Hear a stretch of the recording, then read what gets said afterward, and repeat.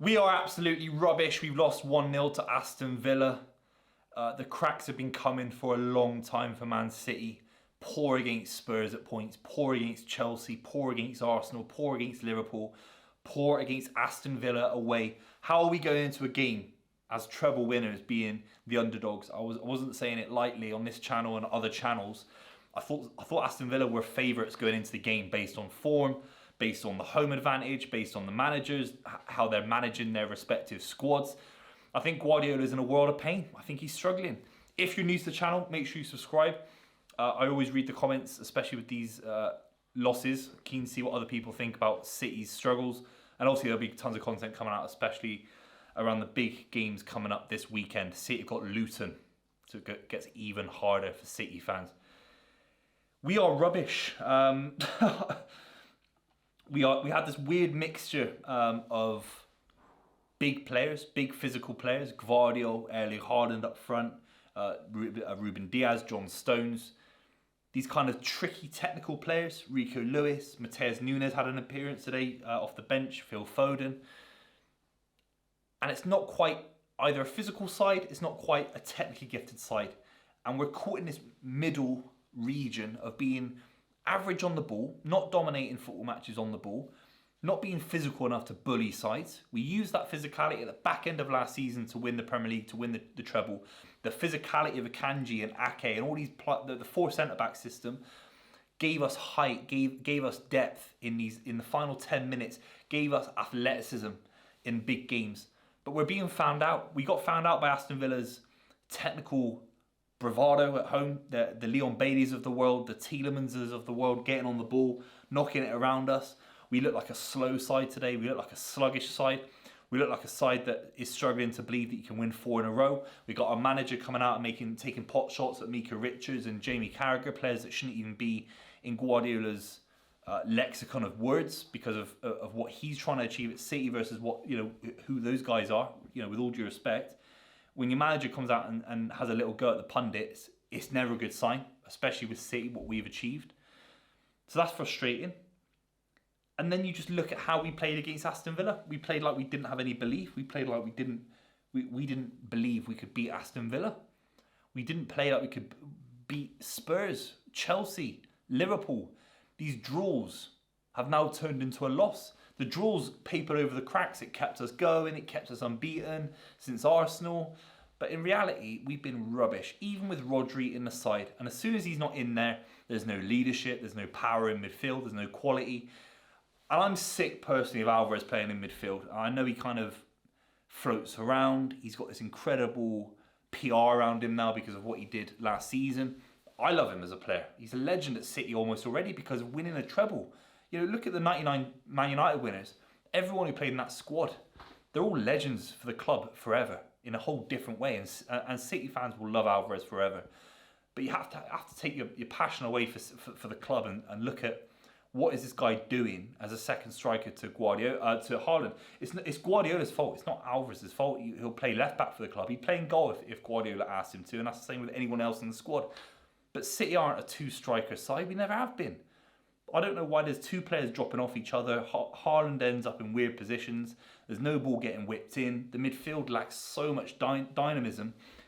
How have you got someone like Matheus Nunes on the bench, Kovacic, these players that aren't being trusted in big moments to run midfield? How can you go into a game and have the likes of Rico Lewis, the likes of Akanji, the likes of John Stones in the last few weeks all being our midfielders? Our midfield base consists of 18, 19-year-old right backs, centre backs. It's all a laugh when you got John Stones knocking the ball around against Inter Milan and everything else is set up for perfection. But when you're struggling, you don't want a centre back in midfield. You don't. You want maybe alongside Rodri, but you don't want players out of position. I know Guardiola likes these tricky tactics. I know he's trying to outsmart people and be forward thinking. I get that a million trillion %. I love it as a City fan. But it's not working. It's not working. We look very, very flat. We look very, very sterile. We don't look like a side that can even go to Luton Town and beat them. If you've made it this far, please let me know your comments down below and obviously subscribe to the channel. Would really appreciate it. Especially if you're an Arsenal and Liverpool fan. I watched Arsenal yesterday. They're a side with a system and Havertz is now getting into that system. Odegaard knows where to pick up the ball. Martinelli, Saka, Jesus, they all know their roles. Ben White even. I think there's 7 or 8 players for Arsenal that are all playing to a very, very high level. They're all in a system. They're all like the cogs in a machine. And City don't quite know if Guardiola is Guardiola bombing on forward left back. I thought he was a centre back. We just signed him for 85 million quid. Ruben Diaz, we'll talk about the goal in a minute for Leon Bailey. Ruben Diaz is way out of form. Got Kyle Walker that doesn't quite bomb on. He's being used as almost as defensive cover for the lack of pace from the other centre backs playing in our back line. Phil Foden, some great moments, some great touches. He misses a really big opportunity at the back post. His kind of clinical aspect to his game, even though he's scored a few this season, it hasn't been there in the big games to turn a 4-4 against Chelsea into a 2-1 City win. A draw against Liverpool, 1-0, should have been 3-0 to City. These results are ultimately down to our forward line not scoring enough goals. Doku, obviously, Grealish, mixture of injuries and lack of form. Phil Foden plays out there. There's a lack of cutting edge. Bernardo Silva on the other side, he's got no pace, really. He's got trickery, he's got incredible ability. But there's no raw ability to get past someone like Saka, like Mohamed Salah, like Diaz. So City have got this lack of dynamism, this lack of attacking outlet. And then when you keep it simple, you want to knock it around midfield because we don't have those players going forward. We've got a midfield full of right backs and centre backs. It's Stuart Pearce's wet dream. I mean, do you know what I mean? When he stuck David James up front, I mean, it's like it's this hodgepodge collaboration of players. It's not working. I want midfielders in midfield. You've signed Mateus Nunes for all this money. I think Mateus Nunes, technically good player. Why can't he be in the midfield, the metronome, knocking it around? Not as good as Rodri, but that's what İlkay Gundogan would do. İlkay Gundogan could take it on himself when Fernandinho was injured, and loads of other examples. So why can't he take it up? Why isn't he being trusted?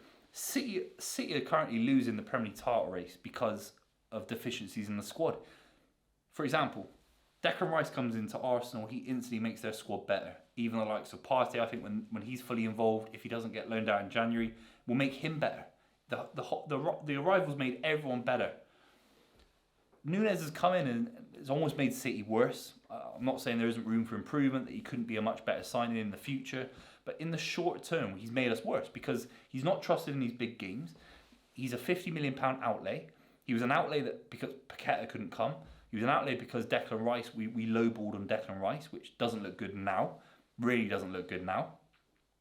So there's a gap in the squad for a £50 million midfielder that isn't Nunes because Guardiola doesn't deem him good enough to be starting these games.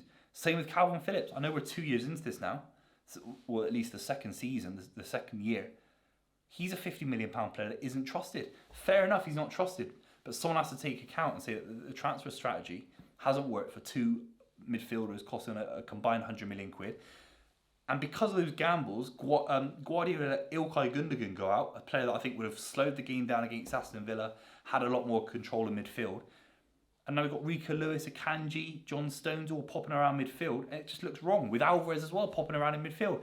We've decimated our midfield for no reason, really, because I think we could have given İlkay Gundogan a contract. I'm not going to put it all on transfer policy because I think it's been 90% amazing. You look at what happens at Chelsea, at Man United, at Barcelona, in European football. The transfer strategies of some of the biggest clubs in European football has been diabolical. And you could even include Arsenal in that in the last 10 years. But City's been incredible. But this last 18 months, maybe not so. And maybe we're getting caught up. We shouldn't be losing to Aston Villa. They were fantastic. The Leon Bailey goal, great deflection, great effort from him. But it's very, very frustrating. Let me know what you think in the comments down below. The title race is wide open. It's wide open, lads. And it feels like a seminal moment in the title race. But I think anyone can beat anyone in the top 10 of the league. It's a very, very open division. And City are struggling, only 3 points ahead of Man United. World of pain. Make sure you subscribe if you haven't already. I'll see you very soon.